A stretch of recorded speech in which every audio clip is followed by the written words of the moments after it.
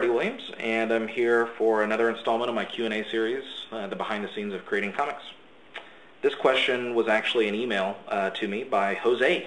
I actually already emailed him back because this was a few weeks ago and I didn't want to just leave him hanging, but I wanted to answer the question on camera as well, because these are questions that I get quite often. So the first part of the question is, when trying to get a job as a penciler, editors usually ask for finished pencils without inks. My digital pages, meaning his digital pages, are black and white finished art. Do you think it would be wise to show the editors the art as is, or would it be necessary to turn the black into gray or cyan so it looks more like penciled work and it looks inkable?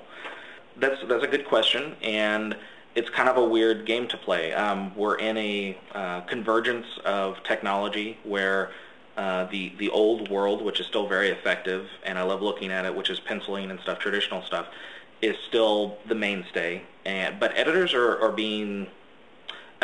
starting to get used to looking at digital work as well. So I don't think it's necessary to spend a lot of time trying to trick the editors into it looking, not digital or looking like something that's not, I guess.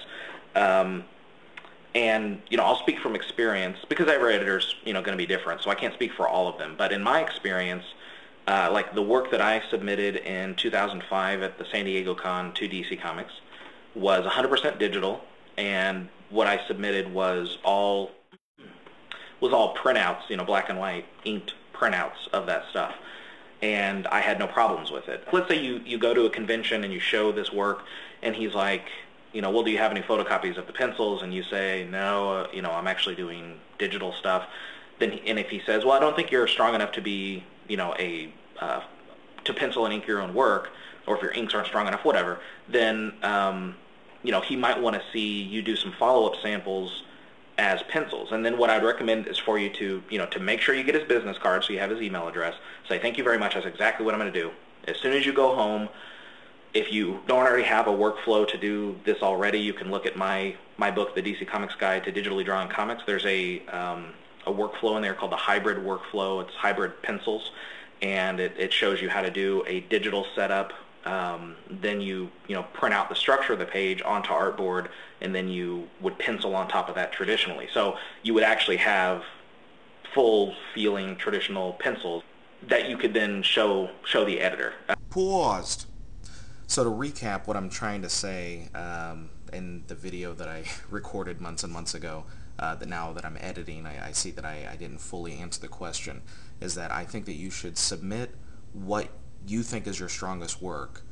So if it's digital pencils or whatever you call it, I don't think that you should try to disguise them to look like something else other than what they are. But once you submit them, if the editor asks specifically for you to do something different, then you should give that a shot. You should give it your best effort. So in the example that I was using, if you submit your artwork, the editor says, this looks pretty good, but I'd like to see what looks like more traditional pencils, then you go to the hybrid method. But if not, I think you should just submit what you think is the best, what workflow you've been using and have been vibing on for a while. Unpaused. Second question. Do you think I have the same chances of getting a job if I say I'm 100% digital? Isn't there a prejudice, at least at the big companies?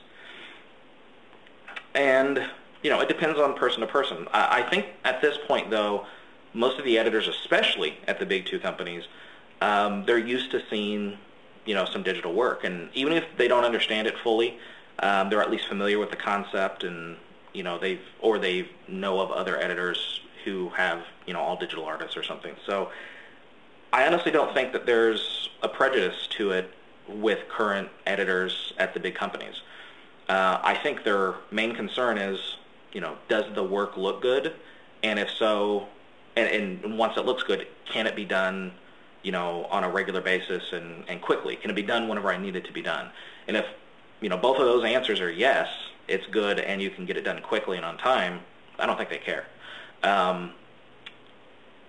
I think when the digital process first started coming to comic books, it was just so foreign because there was no reference point. But now there's lots of reference points. I mean, there's lots of, comic books that are either all digital or mostly or have digital setup or something that they're familiar with the concept. So I don't think there's much of a prejudice.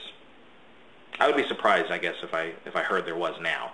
But on a side note, that's a very legitimate question, because I was concerned with that too. I mean, when I was showing my portfolio to the art director at the San Diego Con portfolio review, I was inside going, oh, do I say it right away, or do I wait for them to come across it? Or I brought in my portfolio and I just had large, full size, 100% size versions of my pages.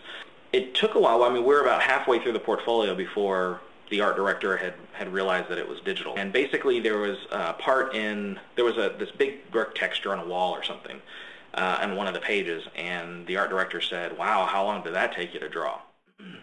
And I was like, inside there was that moment where, like, what do I say? But I just decided to be honest, which is what I would recommend. And I said, actually, that's digital. And I said, all these pages, they're all digital. And he was like, really? And flipped all the way back to the beginning of the portfolio. And then, even though he'd already reviewed the pages, he was going through trying to figure out what was digital and what wasn't, and how it was done, basically. So this art director actually seemed pretty happy or impressed by it, and that was a relief to me. So I think you should probably just be honest about it. I don't know if that would be the first bit of information that that you would bring up, but don't be afraid to talk about it, I guess.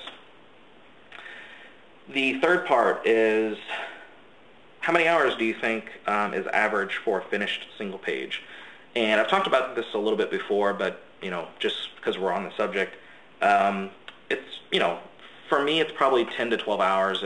JSA All-Stars, which is the book I'm working on now, has 10 or 11 characters in it, at any given time. So that sometimes takes longer. Actually, I should say, half the pages take longer than that, and that's because there's so many characters. It just depends on if the whole team is in the shot.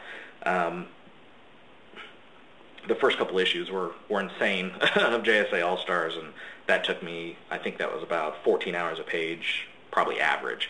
So some of them even took me longer than that.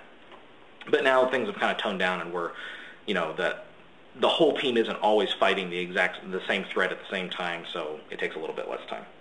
I hope that answers your questions. Let me know if you guys have any more. I have a couple more questions that I'm going to answer, but I'm actually starting to run a little low on my Q&As, which is a weird feeling because I haven't had that. So anyway, take care, and I'll talk to you guys soon.